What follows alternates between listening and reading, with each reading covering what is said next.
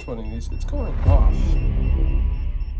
It's at 15% or whatever the case is. What's going on, guys? Welcome back to the channel. Today we're going to be checking out two products by Kaiweets. We got the Smart Multimeter, the AC Volt Detector. Both of these products can be found in the description below by clicking on the link.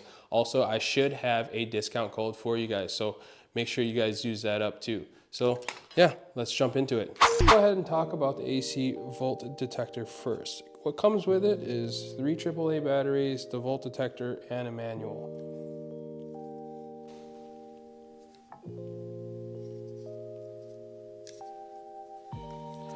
Right here, this is where the batteries go.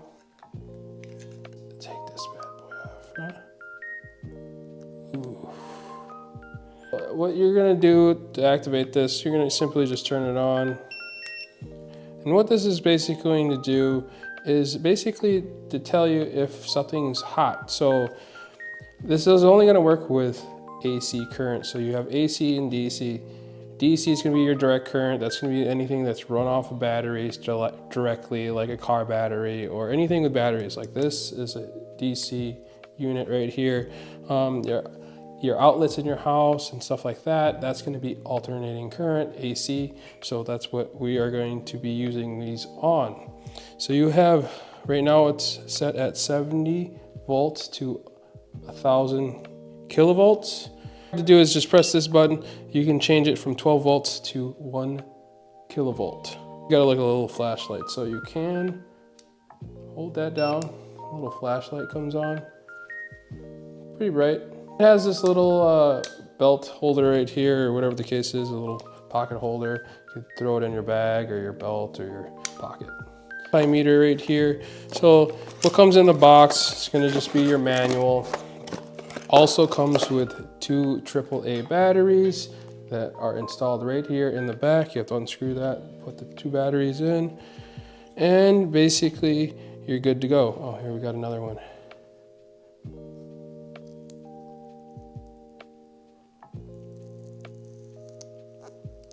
Oh, goes the whole way. Nice. And then in the front you got 3 buttons. We're gonna go ahead and turn that on. First mode right here, I don't know if you can see that, but the first mode that it's on resistance and continuity. So basically continuity is if you want to test like a wire, if it's broken somewhere in the cable, it won't beep. So if you put the 2 together, you should get a beep. There you go. So like this table's metal, should be continuity in here, or resistance. So this table from point here to point here, it's that much resistance. That's how you can test if there's a break in a cable or something like that. You put it at both ends. If it doesn't give you a sign or a number here, usually that means there's a break in your cable. And then you can also, right here is that going to be your test. It's like basically an AC voltage detector too. You can put it to an outlet or a cable and it will tell you if it is hot or not, meaning if there's power to it. Then you got another button, live. That doesn't really explain exactly what it is. Haven't tried that yet. Last mode is going to be your phase. You can test phases and stuff like that on your breaker. Forgot to say, also, I believe it has a flashlight too, just like the other one. Not too bright, but just enough in a dark area to see what you're looking at. Also, it has a backlit light if you want. You can turn that on.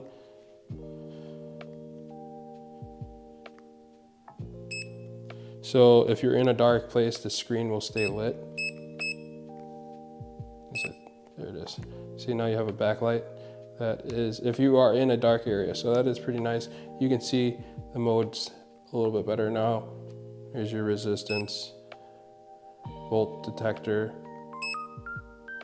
live, phases. You got this on the first setting, your continuity and resistance, and it's also the voltmeter too. So what you're gonna want to do is go to your battery. I got this 20 volt DeWalt battery right here.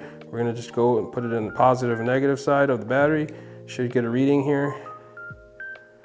17.95 volts. So there you go, that's reading correct. I wish these prongs were just a little bit longer, make it a little hard to get in there. And then we'll go to this battery. This should be like a 1.5 volt, I believe. So these batteries are a little old, so it's showing about 1.015 volts, which sounds about right. But that's a little example of how to use the voltmeter on here.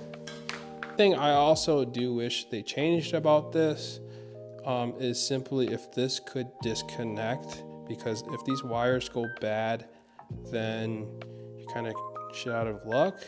So it'd be nice to be able to unplug and plug it back in, or you can buy new cables. Pretty cheap, so you could probably just rebuy it versus buying cables for it. But still, it would be nice to see if these could disconnect and reconnect for whatever reason, if you wanted to buy new cables or whatever the case was. Right here, as you can see, we have an outlet, has a bunch of stuff plugged into it. And basically, if you had a cable that's plugged in that's live right now, this cable is going to my compressor, and so there is power to this. So to tell if there's power, you can be somewhere else. You don't have to be right by the outlet, but you can go to the cable and see that this has power. You can also go to an outlet that has power. This area is very strange because I have a lot of things plugged into it, and right above here is where I charge all of my batteries for my drills and stuff like that. So there is a lot of power right above this too. So it's kind of weird because you can be pretty close to this area and point it, and you can tell that there's power there, which is pretty interesting. It's pretty sensitive. But yeah, so if you have, let's say, a long extension cord, and I'll show you in here in another shot, that you could just go to it and be like, oh look, this is a hot cable. It's showing that it has 52% AC power right here. Same thing with the other one. We'll turn this on. We'll go to the NCV, I believe. Oops, passed it. And then this also will tell you that there's power right there. H is for hot. L, there might be an L too, if in a lowercase right there. That might be low voltage. And then you get closer, there's high voltage. So there's a lot of power going right here. I also have a 220 volt right next to this. It's like right over here, you can't see. But yeah, that's what these are for, to tell if there's power. So if you're working on something or a cable's next to you and you have one of these next to you and you don't know if that cable's, you might bump into it, you might screw into it, whatever the case is. You can either, obviously you can move it, but just to make sure, just test if it's live. Oh, there's power going through that. Let's not touch that cable.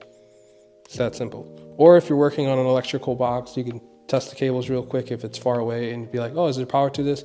Oh, let's not work on this. Let's go ahead and turn off the breaker for that cable and continue working. That's what basically these are for. Here's just a funny example. This right here is going to be my 220 volt extension cord. It is about 20 or so feet. And yeah, so I just wanted to give you an example that it's not by an outlet right now. Obviously, it's just an extension, so it's kind of like an extended outlet, but you can go ahead and test if this has power. You can also do it from here. Both of these should be hot. Usually on a regular 110 outlet, one will blink. You can also stick this in there, it won't shock you. You can stick it in there and it will test it. And usually on 110 volt, you stick it onto your right one. That's going to be your hot. The other one is going to be nothing. It's usually a ground or a negative. And it shouldn't beep on you. With this guy, you can go ahead and test if this is hot. You can see that this is hot. You can also do this by a cable too. Should give you a reading, yep. See, it's telling me that this is hot. So we're in my basement right now, and I just wanted to show you with these that something's going on weird in my basement. So if you're an electrician watching this video, please comment below I'm not a professional electrician, so I don't know what could be behind this, and I haven't looked behind this wall. But right around here, there's a stud with an outlet that goes to the ground. But in here, this whole wall, there's nothing. I'm in the basement. But this is going off on this wall. It's low, it's at 2%, 3%, but right over here, if I go where that stud is, we'll get one that's, 20% going off. So I'm very curious what could be behind that wall. If you know, please let me know. And it's not just that wall, it's like a lot of spots in my basement. I have this low bearing beam right here. It goes across my house. It's basically a structural beam that will hold, I don't know, I'm pretty sure it's steel. It could be wood, I don't know. I didn't build a house. But even if I go on here, it was going off. Oh, no, it's not. Oh. So that should be studs. That should be a stud right there. I know that's a metal, there might be a metal beam or lip there for the two walls connecting. And then another thing is, if I go on this side of the wall, these I installed, they're floating shelves. Even if I do this, it's going off on this. One of these, it's going off. It's at 15% or whatever the case is. Could someone please let me know what could be going on behind this wall? Pierce, I don't want to be getting shocked or anything like that. Like I said, there shouldn't be any wires behind this.